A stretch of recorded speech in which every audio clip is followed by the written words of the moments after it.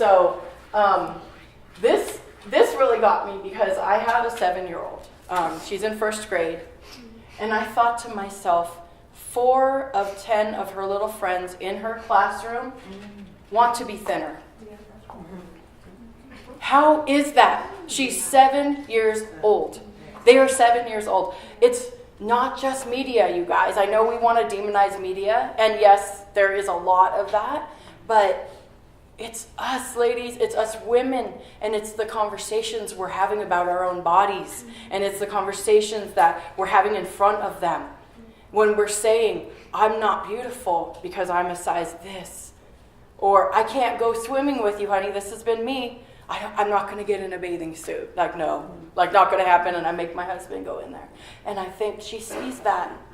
She sees that. So it's not that I've reached perfection, but I'm learning. And again, it's not about perfection. I'm learning. And I realize, like, I have to sometimes suck it up. And it doesn't matter if I think I look good or not. My daughter is watching. My sister is watching. And if we can't just embrace where we are right now, you're going to miss out on so much of your life. You know? I mean, come on, Raging Waters people, if you don't want to get in a bathing suit, if you ever been there, it's so much fun. And then this is really alarming. 8 out of 10, 81% of 10-year-olds are afraid of being fat. Think about that. Think of everything a 10-year-old in today's world with the school shootings and the lockdowns and the, terrorism, all the stuff we have going on right now, and they're worried about being fat. 81%. You guys, like, I really realize this as women. Like, is being fat worse than death? I mean, is this where we've come to? Is this our mentality? And I'm not trying to... If some of you are health gurus in here, which is amazing, and I love it, do it. You've got to love yourself. But if that's the message that we're giving to our little girls, if that's where they're going, and it is media, but it's also us, and it's also just the overall overreaching message for women, that our worth is our body. Our worth is not our body.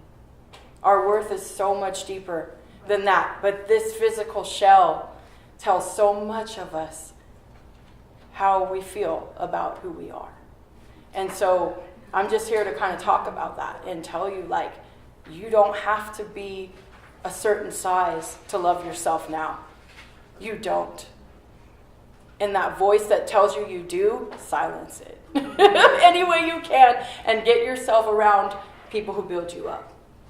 And pray and meditate and do the things that make you feel good about you right now. The last stat is 40% of women would consider cosmetic surgery in the future. That's become like almost an epidemic. And I'm not saying it's bad. Some people, it really helps them with their self-worth to go and do what they need to do to their bodies. But if it's this sense that, because our little girls are watching that too, and ourselves, if we're always like, if I just had that J-Lo boob, or if I just had this, or it's you get it. I've talked to many women who've gotten surgery and had surgery, and within a year, they don't feel any different about themselves because your spirit, your soul hasn't changed. You can change it all. And there's so many songs about that. And there's so many things about that. But it's true. You can change everything. If I remember when I was thinner, you guys. I remember when I was probably 60 pounds thinner.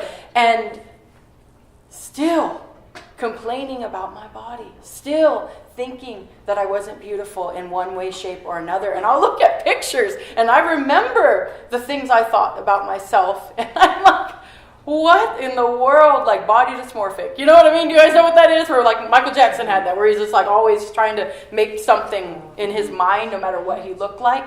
And I think we all have just a tinge of that in us, where we, no matter what, like, and what is that standard, you guys? Like, where is it coming from?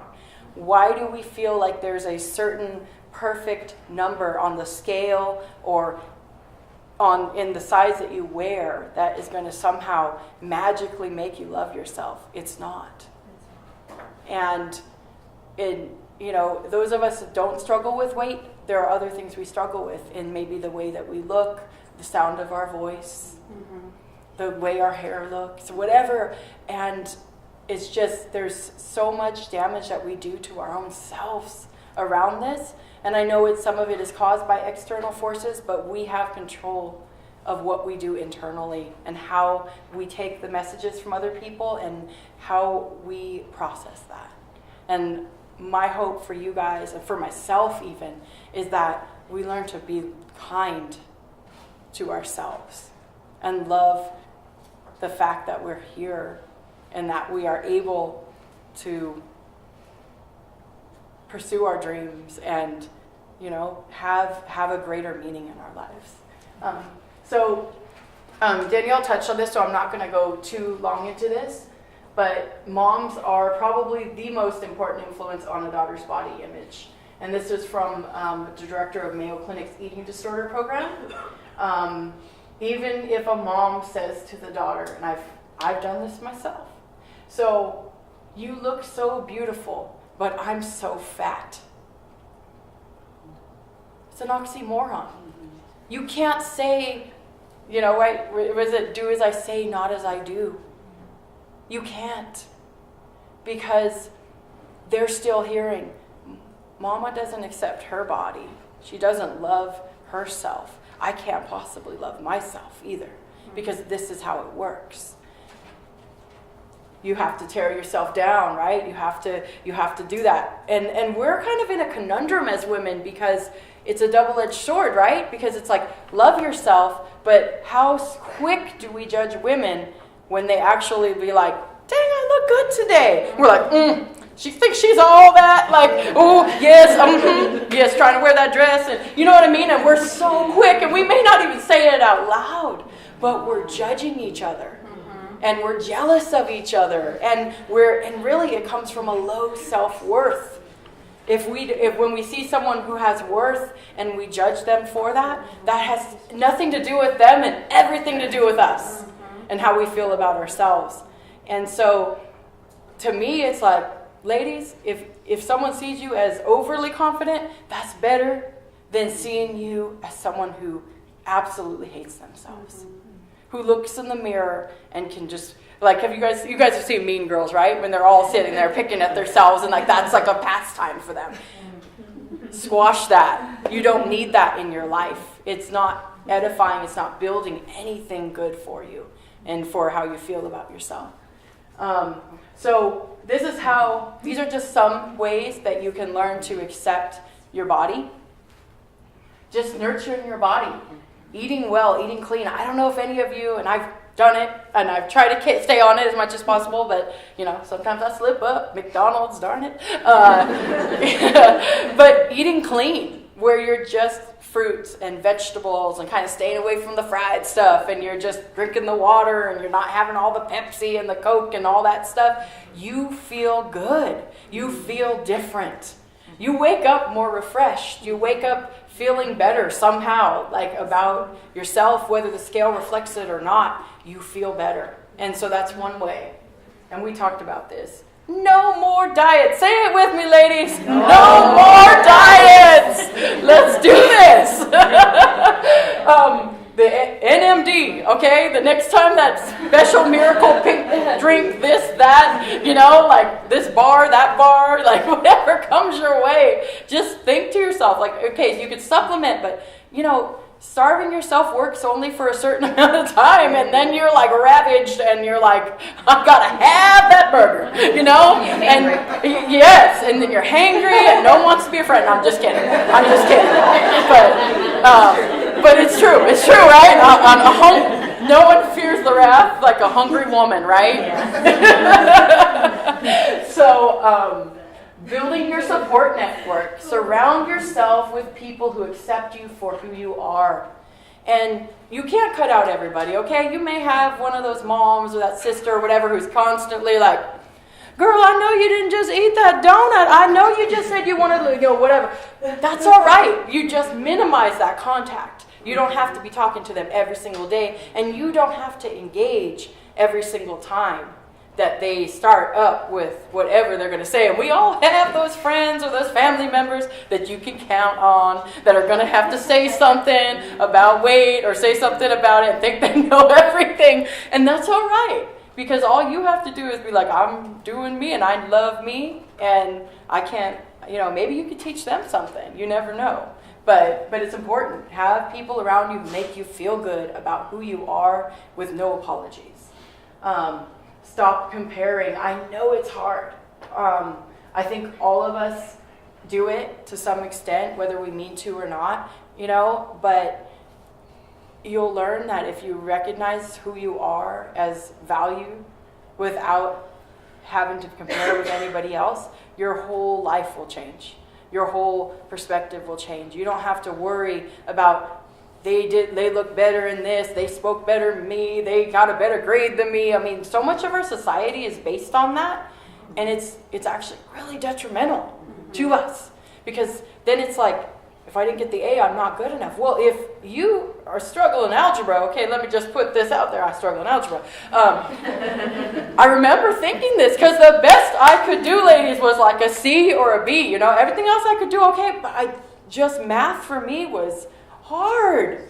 And I used to feel so bad about myself because everyone could finish the sheet and get the A, and I'm studying all night and I'm ripping my hair out and I'm doing all this. And then I realized later, that's okay. Because I may be able to pump out an essay like no one's business. And, maybe that person who did great on the math is going to be like, oh my gosh, it's going to take me 5 years to write this paper. But it's not even about comparison. It's about choosing to focus on what you do well and how you are in the world. So, and then this ties in focusing on your strengths. Look at your positives. What do you do well? What is amazing about you? I want all of you to write something down right now that is amazing about you. If you can, the faster you can think of something, the better. The first thing that comes to your mind. Because we don't do this enough, you guys. We don't do this enough. We play this game of I got all of it, but do we really know what's amazing about ourselves? Do we really tap into the parts of ourselves that are unique to us? Does anyone want to share what's amazing about you? I just want to hear some of you ladies tell me what's amazing about you. Throw them out there. It's not about me. Yes, in the back. Say your name and what's amazing about you. My name is Mavis. Yes. What's amazing about me is I'm funny, I'm intelligent, and I'm mature yet playful. I love it. I love it. Thank you, Mavis. Any other great person want to share what's amazing about you? Yeah. Okay, go and then Fab. Go ahead. I said I'm loyal, I'm intelligent, I'm a good friend, sister, and daughter. I love And it. I'm funny. And you're Christina. Okay, go ahead, Fabi. I just feel like I don't envy anyone. I somehow was able to fulfill, everything I've ever wanted to do, I've done. And not everything, because now I'm walking with the Lord, and obviously I'm growing in the Lord. But I mean, just career-wise and stuff, I'm very happy with what I've done, And so I don't envy anyone, and I'm happy for people. I'm actually happy when something good happens for people. Yes. And that, I think, is one of the better things of me, that I'm actually genuinely happy for people. Yes. And that's a beautiful way to do it. Yes. Survivor. Yeah. And I love it. You even have an anthem song. I love that song. I love that song. That's like a go-to. I have one. Yes, Danielle. Can I go? Yes, of course. I live out loud. I love that. I love that. So, and that's beautiful. We should celebrate the parts of ourselves that we are proud of. And loudly, live out loud. So, next slide, please.